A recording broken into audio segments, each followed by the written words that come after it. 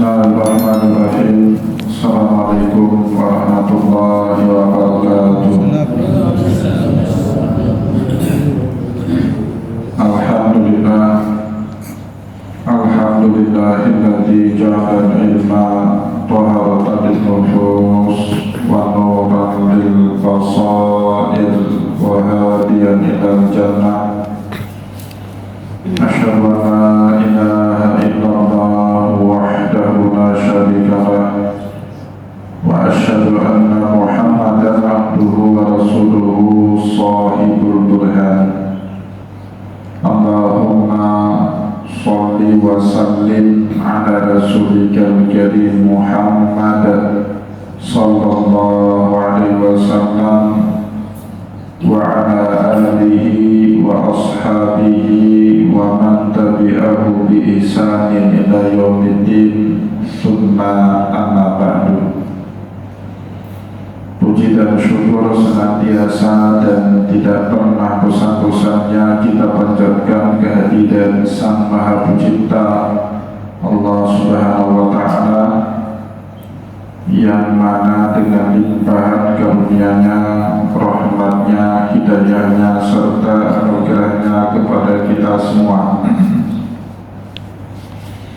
kita kembali masih diberi kesempatan, kesehatan, dan usia panjang oleh Allah untuk sama-sama dan senantiasa mengabdikan diri kita di jalan-Nya dengan menjalankan segala perintah-Nya dan menjauhi semua larangan-Nya. Shalawat demi salam juga tidak pernah lupa pula kita haturkan kepada junjungan alam Nabi besar Muhammad sallallahu alaihi wasallam, di mana beliau telah bersabda dalam sebuah hadisnya, man arada dunya fa'alaihi bil ilmi wa man arada al-akhirata fa'alaihi bil ilmi wa man arada huma fa'alaihi bil ilmi. Barang siapa yang mau bahagia di dunia, caranya dengan ilmu, dan barang siapa yang mau bahagia di akhirat, caranya juga dengan ilmu. Dan bagi barang siapa saja yang mau bahagia di dunia dan akhirat, caranya juga dengan ilmu pengetahuan.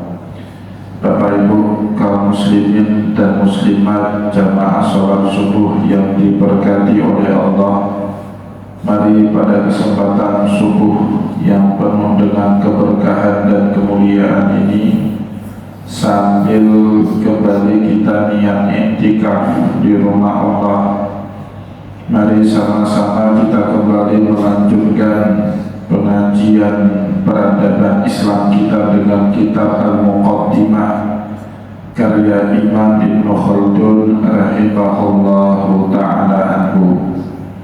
Dan insyaallah pada kesempatan subuh kali ini kita akan melanjutkan bacaan kita dengan pembahasan berikutnya, Al-Faslu As-Sani Minal Kitabil Awali, pasal yang kedua dari pembahasan kitab yang pertama, Fil Umranil Badawi wal Umamil Washiyati wal Qadaili wa ma yu'aridu fi dzalika minal ahwal. Pembahasan dalam pasal kedua dari kitab yang pertama ini, Fil Umranil Badawi, peradabannya orang pedalaman ya. Kalau di Arab disebut orang Badawi, orang pedalaman yang tinggal nomaden di gurun ya. Wal umami al-washiyati, sama dengan peradaban orang nomaden yang tinggal di pedalaman gurun, orang-orang yang hidupnya liar, yang tidak menetap, bergantung sumber pencarian hidup mereka kepada berburu. Wal qabaili wa ma yu'aridu fi dzalika minal ahwal, dan akhirnya manusia ya, hidup dalam bentuk qabilah, ya, hidup di suatu tempat dengan satu komunitas yang sudah menetap. Pada saat manusia memilih hidup menetap, disitulah baru manusia mengenal yang namanya bercocok tanam, ya, yang namanya berkebun, yang namanya bertani, yang namanya beternak. Akhirnya mereka buat rumah, buat perkantoran, buat pasar untuk menjual hasil pertanian, hasil perkebunan. Ya, jadi selama dulu Bapak Ibu saat manusia belum mengenal yang namanya hidup bercocok tanam, ya, hidup berkebun, hidup beternak, ya, kehidupan manusia liar, pindah dari satu tempat ke tempat yang lain. Ketika sumber makanan di tempat itu sudah tidak ada, atau juga sumber kehidupan seperti air sudah habis, maka mereka pindah mencari lokasi yang baru. Dulu di zaman dahulu, ya, saat nenek moyang kita hidupnya seperti itu, manusia tidak saling mengancam antara satu dengan yang lain, karena satu-satunya ancaman bagi manusia pada saat itu adalah hewan buas, alam, ya, badai atau teriknya matahari, suhu yang dingin, ya, penyakit malaria, karena tinggalnya pindah-pindah dari satu tempat ke tempat yang lain. Tapi Bapak Ibu, saat manusia sudah mengenal namanya bercocok tanam, cara berternak, kan tidak mungkin.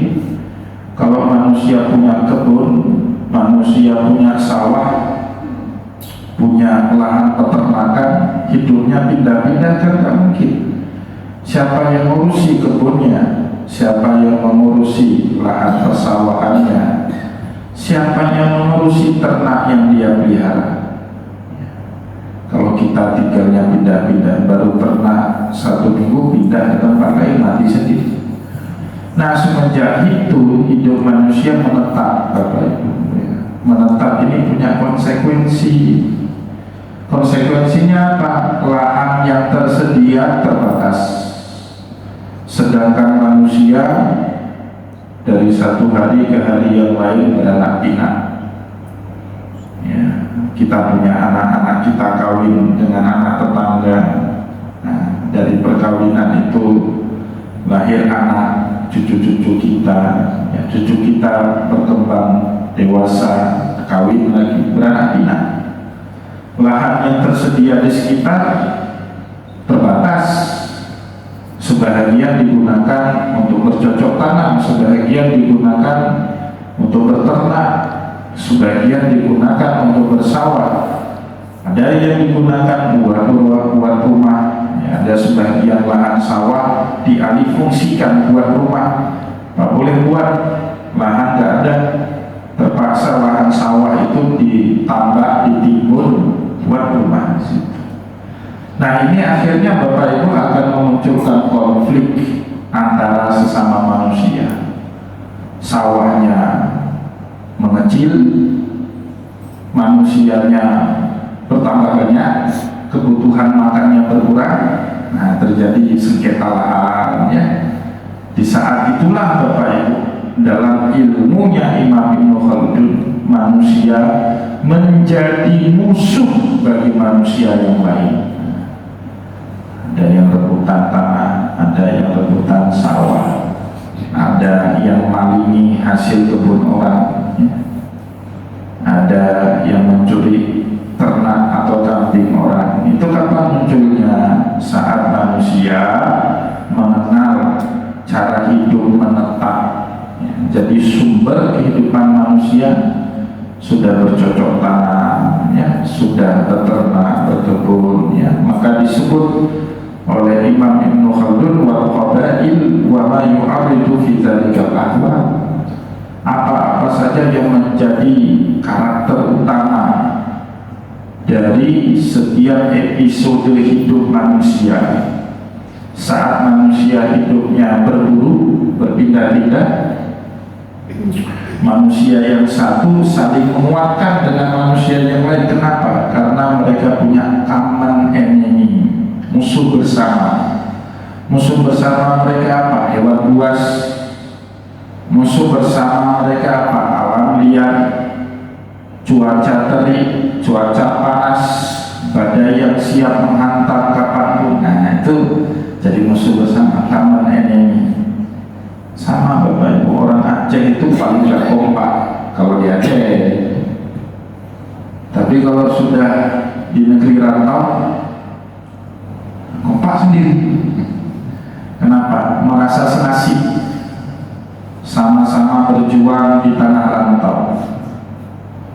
Ya, orang Gayo dengan orang Aceh berbeda bahasa, berbeda juga ada istiadat. Tapi karena merasa sama-sama Aceh di tanah rantau, orang Aceh bisa bahasa Gayo, orang Gayo bisa bahasa Aceh. Di Aceh tidak pernah orang Gayo berbahasa Aceh atau orang Aceh berbahasa Gayo. Tapi di tanah rantau ketika ada rasa senasib, maka di saat itulah akan bersatu manusia, tidak saling mengancam antara satu dengan yang lain. Nah ini ilmu sudah dipelajari sejak dulu oleh Imam Ibn Khaldun sebelum lahirnya sosiolog barat. Sosiolog barat itu baru abad 17, abad 18 menganalisis perilaku kehidupan manusia. Tapi Imam Ibn Khaldun Bapak Ibu di abad 12 sudah membaca hidup manusia yang berbeda-beda, ya, dari satu generasi ke generasi yang lainnya. Al-Faslu al-Awalu, pembahasan di dalam masalah ini, di dalam fasal yang kedua ini dibagi ke dalam beberapa fasal bahagian lagi. Al-Faslu al-Awalu, fasal yang pertama, fi anna ajyalil badawi wal hadari tabi'iyyatun, ya, generasi hidup di pedalaman dan di perkotaan. Ya, perkotaan itu maksudnya perkampungan, ya, tempat di mana manusia hidup bermasyarakat, punya komunitas, ada pasar di situ, ada perumahan di situ, ya, ada rumah ibadah, ada satu petualang Muslim Bapak Ibu, namanya Ibnu Battutah, terkenal sekali beliau, ya, seorang perantau, seorang penjelajah. Ibnu Battutah itu bahkan di abad 12 dia sampai ke Samudra Pasai, ya, di dalam kitabnya yang terkenal Rihlah Ibnu Battutah, dia menulis bagaimana hebatnya kerajaan Samudra Pasai. Ya, sampai-sampai di zaman itu Bapak Ibu, ya, kan rajanya namanya Merah, dan orang Aceh banyak sekali yang bernama Merah, ya, Merah Sidu, yang lebih dikenal dengan nama Sultan Malikus Saleh. Kenapa namanya Merah? Merah itu tahu nggak artinya? Bahasa Aceh? Gajah. Merah itu gajah. Kenapa orang Aceh banyak yang namanya Merah? Itu ada Pak Kamil Kemenkumham, orang latih, orang kampungnya Pak Ali, namanya Merah. Ya, kenapa banyak orang Aceh namanya Merah Bapak? Gajah. Karena kata Imam Ibn Khaldun, itu di ibu kota Samudra Pasai dulu, di ibu kotanya aja, bukan di hutan, di ibu kotanya tidak kurang dari 1000 ekor gajah ada. Nah, di Samudra Pasai, di ibu kota, di kota Bapak Ibu. Dan di zaman itu gajah komoditi barang mewah. Kalau kita sekarang mungkin mobil Alphard, di zaman itu gajah. Maka Samudra Pasai itu salah satu yang membuat dia besar Bapak Ibu, dia ekspor gajah. Jadi raja-raja Samudra Pasai itu kaya raya karena berhasil, ya, kebutuhan gajahnya di dalam negeri itu berlebih stoknya. Ekspor ekspor ke India, ekspor ke Myanmar, ekspor gajah ke Thailand. Kalau sekarang negara yang dikenal banyak gajah apa? Thailand. Berbalik. Hampir tidak ada gajah di Aceh. Maka jangan heran Kodam Iskandar Muda itu simbolnya apa? Gajah. Negeri gajah, kata Imam Ibnu Battuta, bukan kata saya. Raja Aceh itu kendaraan tunggangan Raja Aceh bukan kuda, apalagi kerbau. Itu orang Padang, kerbau tunggangannya. Orang Aceh itu naik gajah, raja-rajanya, bangsawan-bangsawannya itu naik gajah. Nah, itu yang membuat kagum sekali Ibnu Battuta saat melihat, waduh, gajah di mana-mana. Padahal di zaman itu abad 12 gajah itu barang mewah, Bapak Ibu. Ya. Siapa yang punya gajah dimanapun, ya dia orang kaya. Di Arab saja rajanya nggak naik gajah. Di India terbatas sekali jumlah gajah di zaman itu. Tapi di Aceh ya, berserak, bahkan di ekspor ke luar negeri. Ya. Maka raja-rajanya pun bernama Merah Silu, ya, yang kemudian saat dia masuk Islam mengubah namanya menjadi Malikus Soleh. Nah, jadi Bapak Ibu yang dimuliakan oleh Allah, anak ajiyal badawi wal hadari tabi'iyatun. Kehidupan masyarakat pedalaman dengan perkotaan beda-beda, dan itu tercatat betul di dalam sejarah. Nah, pertanyaan berikutnya, apa yang membuat kehidupan masyarakat pedalaman dengan masyarakat perkotaan yang sudah ada komunitas menjadi berbeda? Iklan dijelaskan oleh Imam Ibnu Khaldun. Ketahuilah oleh kita semua, anna ikhtilafan ajyali fi ahwalihim innama huwa bi ikhtilafi nahlatihim minal ma'ash. Jadi sebab berbeda-bedanya keadaan, kondisi, situasi dari satu generasi ke generasi berikutnya, dari satu tempat ke tempat yang lain, innama huwa bi ikhtilafi nahlatihim minal ma'ash. Itu yang paling pokok, yang paling utama, disebabkan perbedaan cara mereka mencari kehidupan. Nah, jadi apa yang dikatakan oleh Imam Ibnu Khaldun itu serempet dengan apa yang dikatakan oleh bapaknya kapitalis Adam Smith.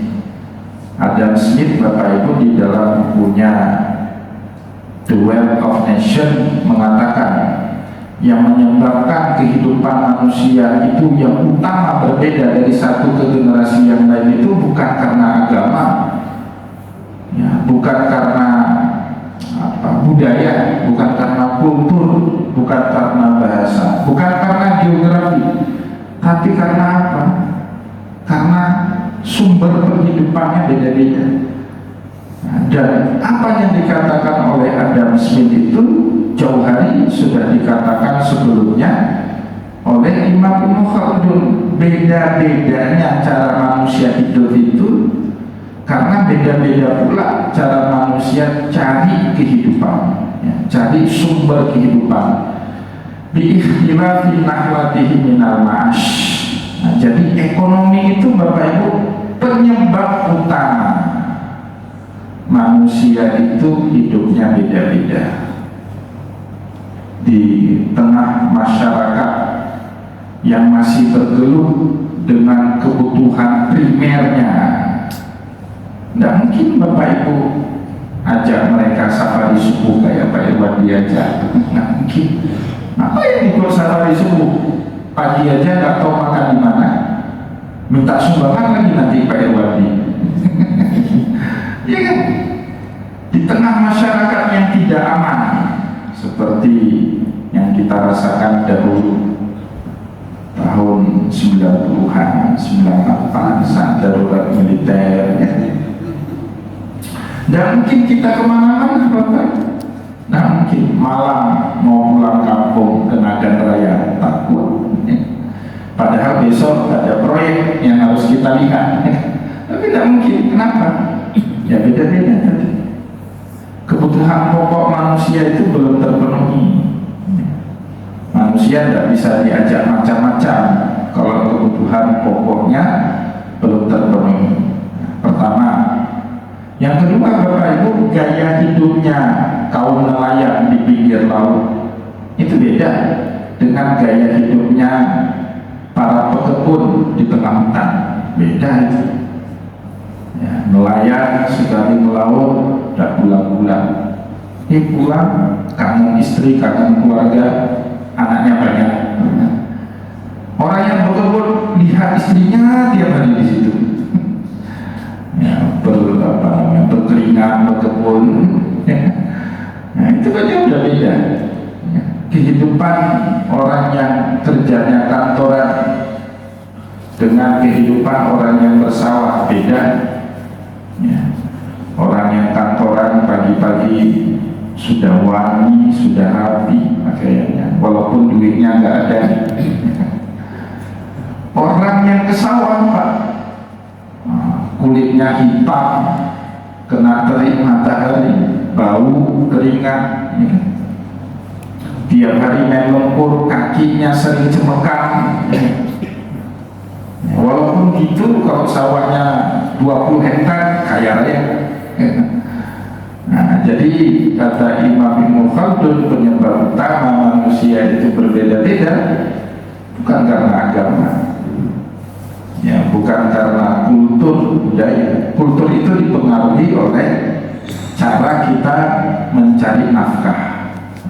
Kultur masyarakat petani tentu beda dengan kultur masyarakat di mana di situ pengusaha semua. Maka jangan heran Bapak Ibu kalau pengusaha atau kelompok tertentu dia nggak mau berbaur dengan kelompok yang lain. Bapak Ibu kalau ke kota besar itu kan ada perumahan elit, karena kulturnya orang elit tidak mau dia bersama dengan kultur masyarakat biasa. Orang elit itu kerjanya sudah capek, sudah sumpah, nggak mau lagi diributkan, direpotkan dengan urusan remeh-temeh sosial kemasyarakatan. Pulang ke rumah mau tidur, mau rebahan. Kalau dia tinggal di kampung, wajib sama dia. Ikut tahlilan, ikut kenduri kematian, ada kenduri akikah besok. Coba lihat di kota-kota besar itu. Nah, kemarin saya di Jakarta buat acaranya di PIK, Bapak Ibu, Pantai Indah Kapuk itu apartemen orang elit semua. Nah, kenapa mereka mau tinggal situ? Ya karena gaya hidupnya seperti itu, tidak mau direpotkan dengan yang remeh-temeh. Tapi bagi kita masyarakat menengah itu terasa kewajiban, ya kan? Nah, harus kalau tak nampak naurapimu anak baca. Orang ini bagaimana? Apa nggak terurus? Kalau ada orang mati diurus dengan uangnya. Kita orang menengah nggak cukup banyak duit Pak untuk membeli orang ngurus saudara kita yang meninggal dunia, maka nggak ada pilihan, hidup kita harus bermasyarakat. Nah, ini beda-beda dari satu generasi ke generasi yang lain.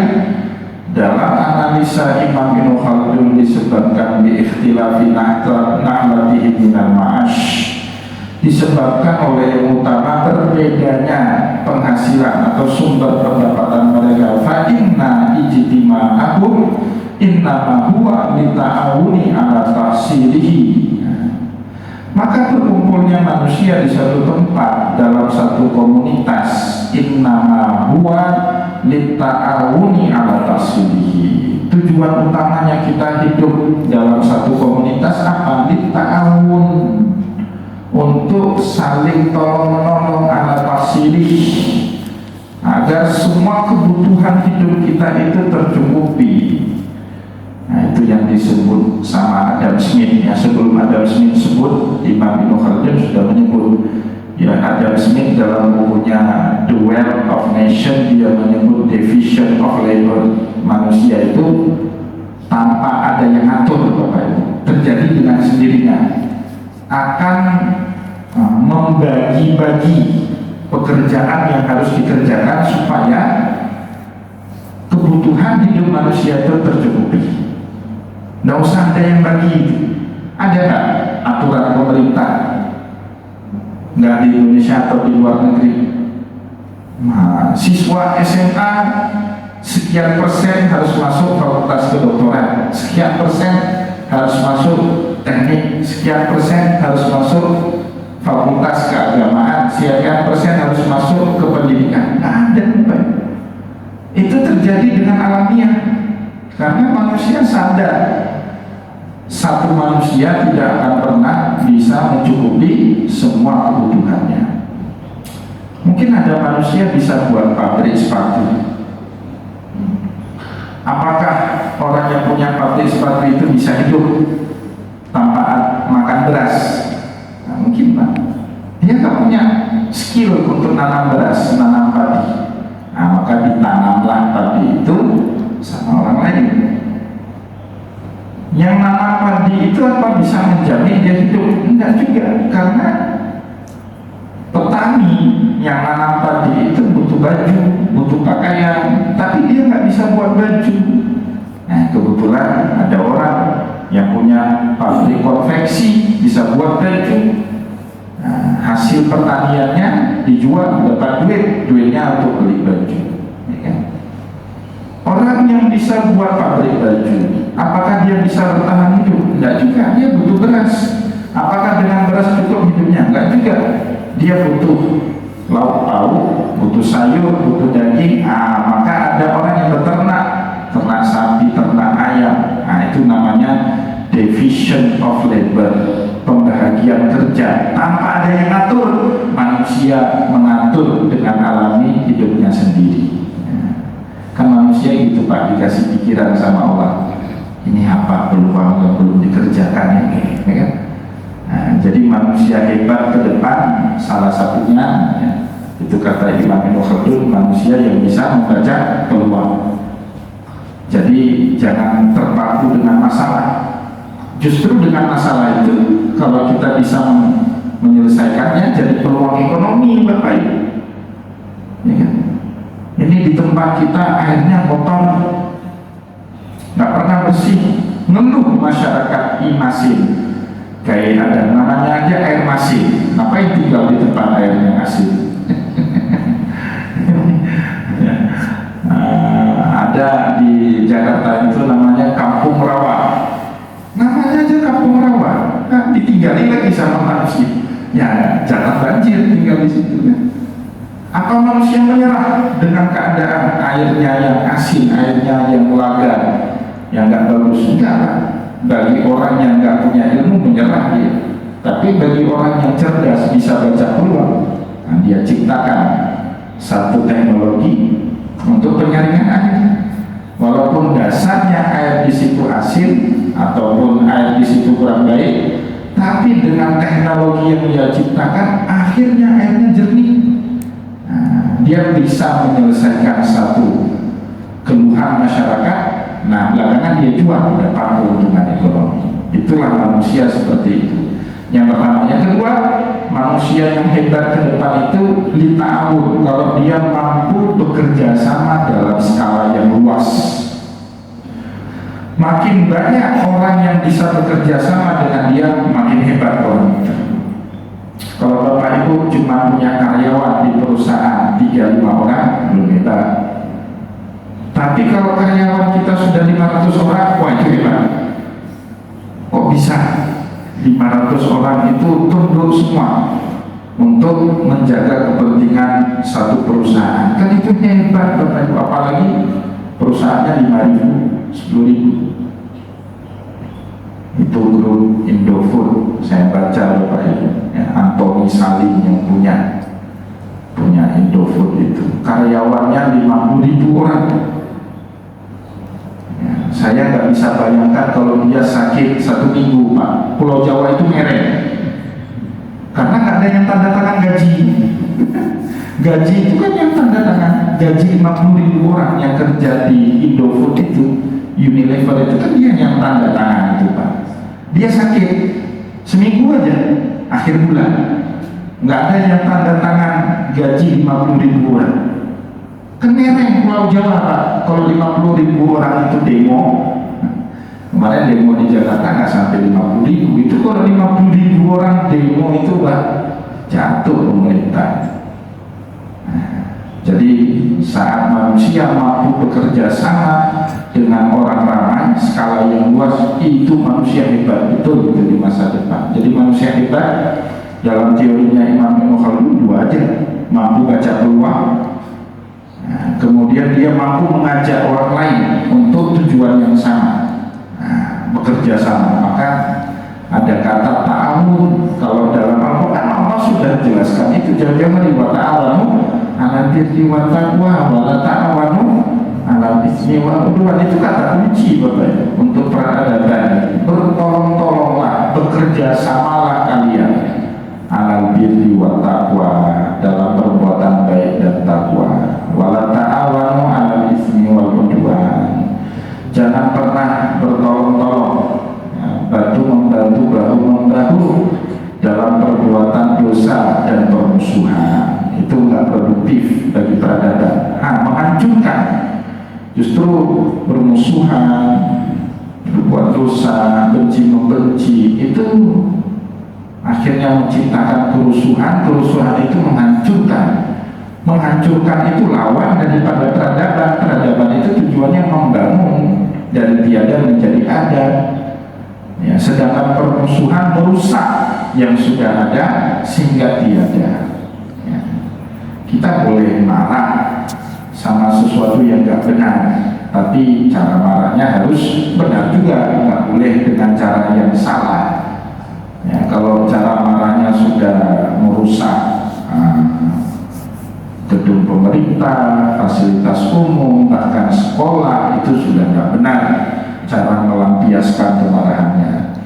Wa tidak bima huwa daruriyun minhu wa basitun qabla haji wal kamali. Dan manusia Bapak Ibu selalu dalam hidupnya, ini prinsip utama manusia dari dulu sampai sekarang, bahkan sampai akhir zaman nanti sama itu prinsip manusia. Kata Imam Ibn Khaldun, al-ibtida bima huwa daruriyun minhu wa basitun qabla haji wal kamali. Manusia itu akan bergerak untuk memenuhi kebutuhan primernya terlebih dahulu. Basitun minhu, kebutuhan yang paling sederhana. Apa itu? Makan dan minum. Manusia tak bisa diajak apa-apa Bapak Ibu kalau kebutuhan paling dasarnya itu nggak terpenuhi, makan dan minum. Sama. Nah, itu yang pertama, manusia bergerak untuk memenuhi kebutuhan primernya. Kalau sudah terpenuhi qabla haji, baru dia akan mikir kebutuhan sekunder. Ya. Sudah terpenuhi ini primer, baru dia mikir gimana sekolah anak, ya kan? Punya kendaraan, ya, punya pakaian yang lumayan bagus. Kalau pakaian saja itu primer, kalau lumayan bagus ya sudah masuk sekundernya, ya, sudah mikir yang lain. Wal kamali, baru masuk tahap yang berikutnya, mewah. Nanti siklus kehidupan juga seperti itu. Kata Imam Ibn Khaldun, dimulai hidup manusia dari tahap yang paling sederhana. Kehidupan sederhana itu bagaimana? Kehidupan yang hanya untuk memenuhi kebutuhan primer. Baru makmur. Nah, bukan hanya primer yang sudah cukup tercukupi, tapi sekundernya juga terpenuhi. Punya kendaraan, punya rumah, punya pakaian yang lumayan. Nah, sudah makmur kehidupan. Nah, kalau kita Pak, daerah kita kesenjangannya tinggi.